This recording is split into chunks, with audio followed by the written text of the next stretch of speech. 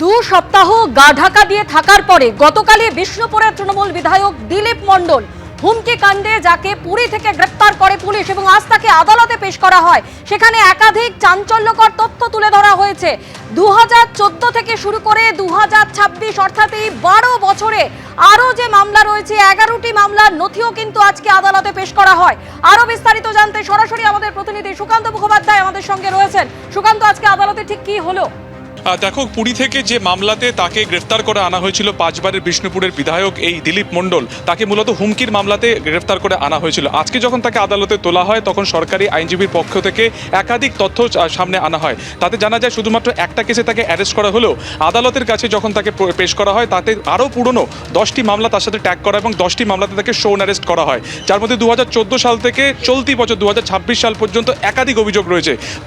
ধর্ষণের চেষ্টা, খুনের অভিযোগ, অস্ত্র আইন, এছাড়া অগ্নিসংযোগ, মারধরে সহ একাধিক অভিযোগ কিন্তু তার বিরুদ্ধে দায়ের করা হয়েছে। কিন্তু প্রশ্ন হচ্ছে যে এই যে সমস্ত এতগুলো অভিযোগ ছিল, কেন এতদিন তাকে গ্রেফতার করা হয়নি?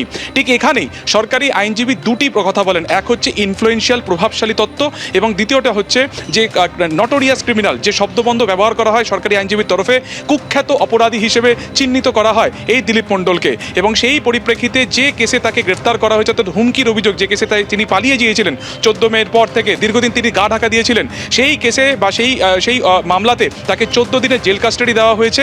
এছাড়া তার বাকি যে কেসগুলো রয়েছে তার মধ্যে একটি কেস বাদ দিয়ে, যেটি হচ্ছে 2026 সালের ধর্ষণের মামলা, সেই মামলাটি থেকে তাকে 7 জুন পর্যন্ত পুলিশ কাস্টাডি দেওয়া হয়েছে এবং বাকি প্রত্যেকটা মামলাতে তাকে কিন্তু 14 দিনের জেল হেফাজতি দেওয়া হয়েছে।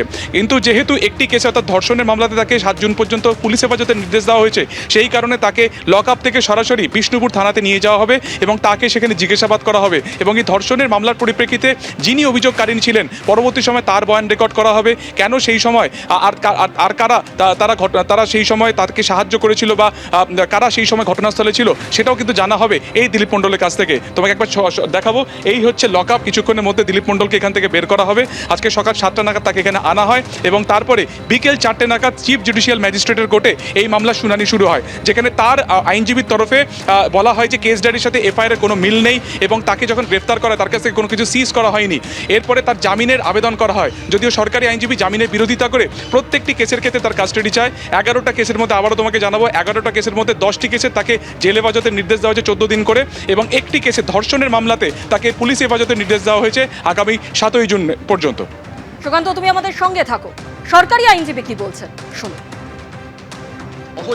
একদম দেখুন, আমাদের ডিফ্যাক্টর অ্যাডভোকেট ছিলেন, মানে যিনি কমপ্লেন করেছেন তার লয়ার ছিলেন, স্টেটের লয়ার ছিলেন, আমরাও ছিলাম। আমরা কোর্টকে বিস্তারিতভাবে বলেছি, কোর্ট সবটা শুনে 7 তারিখ অবধি পুলিশ কাস্টাডি গ্রান্ট করেছেন। এটা কোন কেসে পুলিশ কাস্টাডি? যেটা পিসির একটাই আমাদের ছিল, হ্যাঁ পিসির একটা যেটা ছিল সেই কেসটা। হ্যাঁ হ্যাঁ, যে কেসকে অ্যারেস্ট করা এই একটা মামলাতেই ছিলাম আমরা একটা মামলাতেই ছিলাম।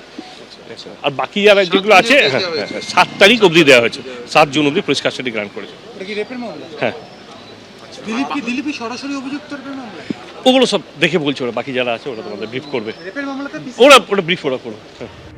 সরাসরি আবারও কথা বলবো আমাদের প্রতিনিধি সুকান্ত মুখোপাধ্যায়ের সঙ্গে। সুকান্ত, তুমি ঠিক যে জায়গা থেকে বলছিলে যে আজকে সরকারি আইনজীবী এই দিলীপ মণ্ডল, যাকে নটোরিয়াস ক্রিমিনাল বলে আখ্যা দেন, এবং সেখানে 12 বছরে 11টি মামলার নথিও পেশ করা হয়, এখানে এই প্রশ্ন উঠছে, এই পুরোনো মামলাগুলির কি কোনো বিচারই তার হয়নি?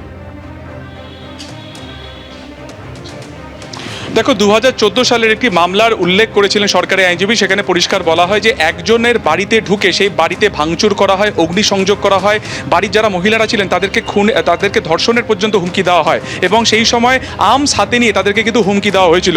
এবং একটা সময় সরকারি আইনজীবী এমনও বলেন, যখন বিচারক তাকে জিজ্ঞাসা করেন যে অভিযুক্ত সেখানে সশরীরে উপস্থিত ছিলেন কিনা, তখন সরকারি আইনজীবী বলেন যে হ্যাঁ, এই যে দিলীপ মণ্ডল যে অন্যতম অভিযুক্ত, সে কিন্তু নিজে ঘটনাস্থলে বা প্লেস অফ অকারেন্সে নিজে উপস্থিত ছিলেন।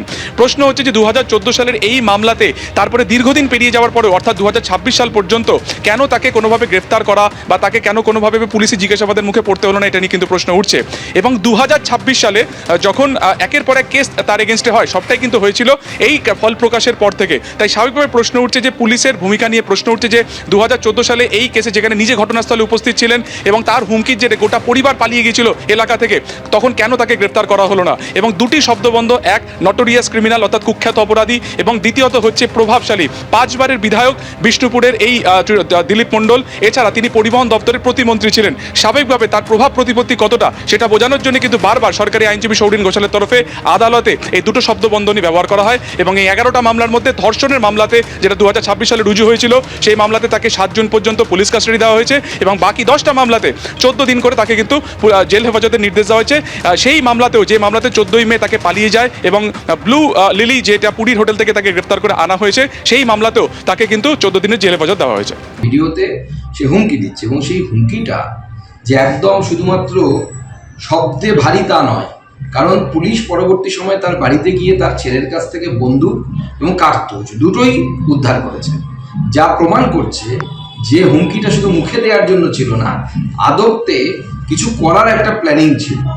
অতএব এই ধরনের অপরাধীদেরকে ছেড়ে গ্রেপ্তারই করা উচিত, সে বিধায়ক হলেও তাকে গ্রেপ্তার করা উচিত। এর যুব তৃণমূল নেতার কোমরে দড়ি, হাফ প্যান্ট পরিয়ে রাস্তায় ঘোরালো পুলিশ। কাঁচরাপাড়ার ছবি দেখতে পাচ্ছেন। কাঁচরাপাড়ার যুব তৃণমূল নেতা অভিজিৎ রায়কে কোমরে দড়ি পরিয়ে ঘোরালো পুলিশ। যুব তৃণমূল নেতাকে দেখে চোর চোর স্লোগান দেন স্থানীয়রা। ভোট পরবর্তী সন্ত্রাস, তোলাবাজির অভিযোগে আগেই গ্রেপ্তার করা হয়েছিল অভিজিৎ রায়কে। দেখতে পাচ্ছেন সেই ছবি একেবারে এলাকায়। এই অভিজিৎ রায়কে কোমরে দড়ি, হাফ প্যান্ট পরিয়ে এলাকা ঘুরিয়েছে পুলিশ। একেবারে কড়া বার্তা দিচ্ছে পুলিশ।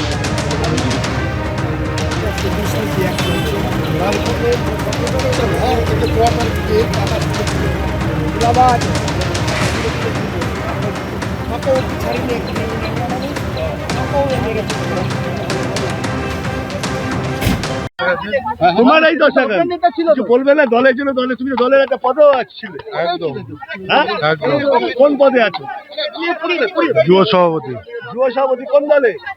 তৃণমূল কংগ্রেস। হ্যাঁ, তৃণমূল কংগ্রেস। এই দশা কেন? এই দশা কেন? আজকে তোমাকে হাফ প্যান্ট পরেছেন, কোমরে দড়ি, মানুষ অতিষ্ঠ, পিছনে চোর স্লোগান। হ্যাঁ বলো, আক্ষেপটা বলো। হ্যাঁ, আরে আক্ষেপটা বলো না।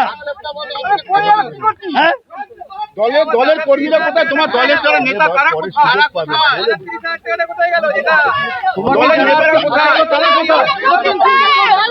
নেতারা পালিয়ে গেছে। শুনুন, যারা তৃণমূল কংগ্রেসের যারা নেতা তারা পালিয়ে গেছে, যারা চুরি করেছে তারা পালিয়েছে। আমি চুরি করিনি, সেই জন্য এখনো আছি। বলছি কারা চুরি করেছে, নামটা বলে দাও না। কমল অধিকারী নেই, জানি না কোথায়। ওই তো আর কে আছে? হ্যাঁ, ওই তো বললাম তো, কমল অধিকারীর কথা বললাম তো। এবিপি আনন্দ এগিয়ে থাকে, এগিয়ে রাখে।